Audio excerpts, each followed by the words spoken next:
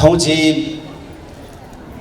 विचार या विषय खे अले मेमियो विषय के जिसन ये है ये तिनी जिम्मेको हाल मचोसिन थे दबुली साहित्य वाचन मयांग यको दद थौ मेको हाल मचोसिन नेपु कविता छपु कविता छेन्टु मचों तर तसकन ची हाको गो अले मेओ भटी चता हाको गो नेपु कविता न्यंग जिम बिदा फने दक्षिणा पाम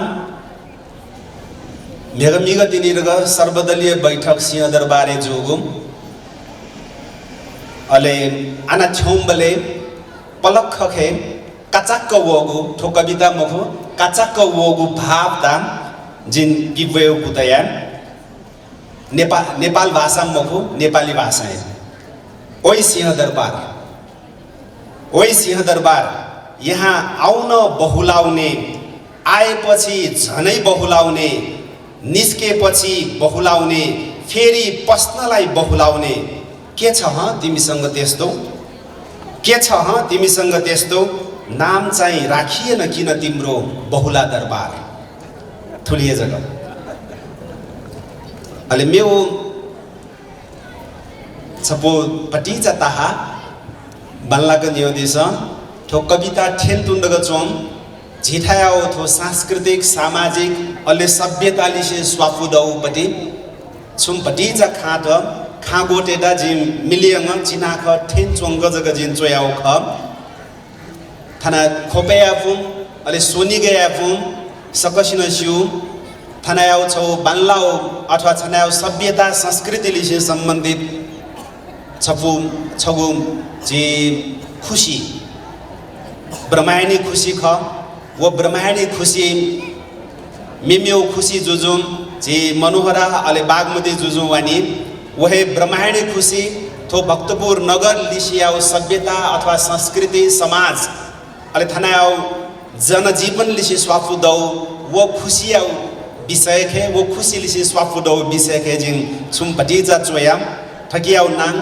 थोन नेपाली भाषा है मेरो ब्रह्मायणी खोला दिन हप्ता महिना र वर्ष हुँदै मेरा दशकहरू बित्दै गए मेरा दशकहरू बित्दै छन् जसरी बग्दै छ मेरो छेउैबाट ब्रह्मायणी खोला जसरी बग्दै छ युगौंदेखि बेहिसाब ब्रह्मायणी खोला जसरी बग्दथ्यो फाँटहरू सिंचदै ब्रह्मायणी खोला ब्रह्मायणी खोलामा पौडी खेलेका ती दिनहरू ब्रह्मायणी खोलामा माछा मारेका ती क्षणहरू कागजका ढुङ्गा चलाउँदाका ती पलहरू रमाइलो अतीत बन्यो स्मृतिका अमिट डोब बने याद छ अझै शान्त हावा र शान्त पानीमा पातला ढुङ्गा हुत्याएर खेल्दाको रमाइलो पातलो ढुङ्गा पानीको स्पर्श गर्दै निकै परसम्म हुत्याउँदा आर्किमिडीजको युरेका चिच्चाहट सरी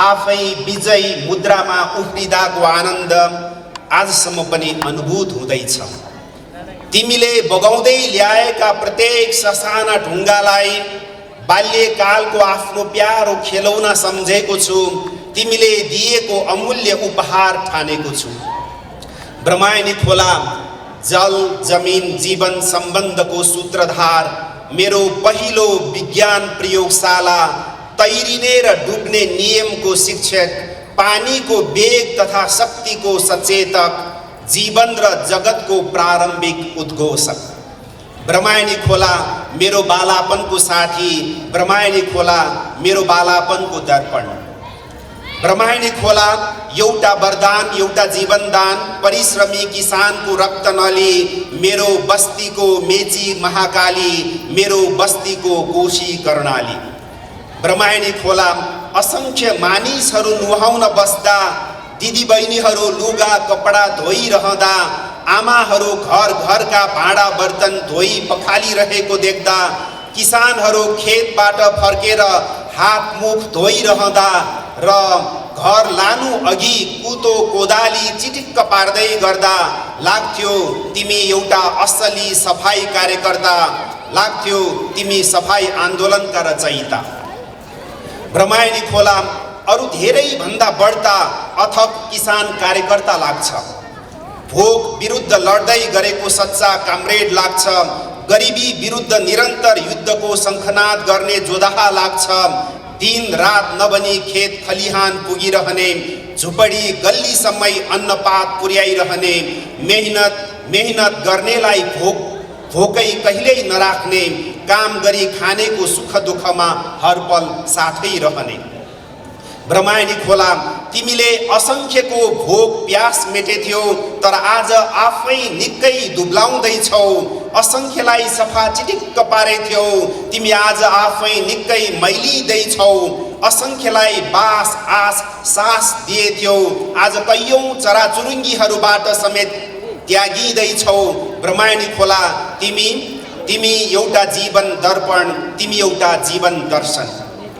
ब्रह्मायणी खोला, तिमी सुक्दा हामी निकै दुखी भएथ्यौं, तिमी सुक्दा हामी कति दिन रोएथ्यौं।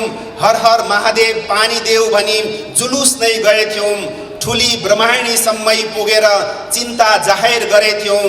तिमी रिसाएर उर्लदा हामी कहिलेकाहीँ आतंकित पनि भएथ्यौं।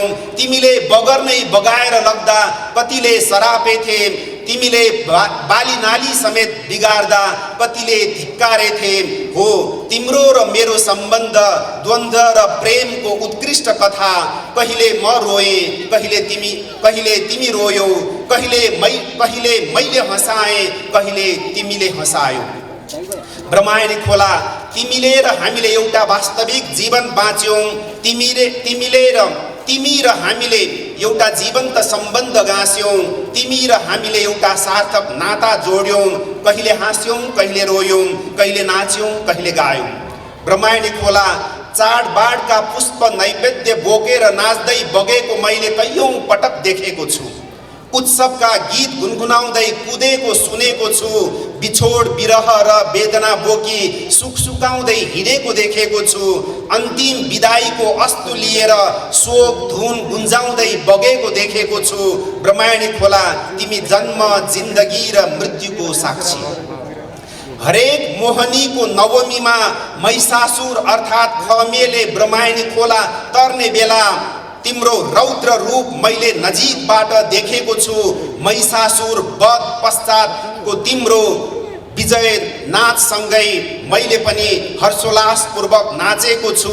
हो, मैले तिम्रो विद्रोही स्वभाव बार बार अनुभूत गरेको छु। लाग्छ न्यायप्रतिको तिम्रो अगाध आस्था अटल छ। ब्रह्मायणी खोला, तिमीलाई चालै नदी उज्यालो नखस्दै कैयौं पटक तिमीलाई भेट्न आएको छु। तिमीलाई पत्तै नदी कैयौं रात तिम्रो छेउैमा पुगेको छु। 24 घण्टा आफ्नै लयमा बगिरहेको देखेर म आश्चर्यचकित भएको छु र आफ्नो अल्छीपनलाई आफैले लोप्पा खुवाएको छु। तिमीमा एक असल अथक कामरेडको बिम्ब भेटेको छु। ब्रह्मायणी खोला, जे जस्तो भए नि, तिमी अविरल बगिरहनु, तिमी अविचलित उर्लिरहनु। भोलि म रहूँला या नरहूँला, तैपनि सम्झेर भेट्न आइरहनु। युग युगसम्म हाम्रो मित्रताको गीत गुनगुनाइरहनु। युग युगसम्म हाम्रो कामरेडेली भावना सुसाइरहनु। हस्, धन्यवाद।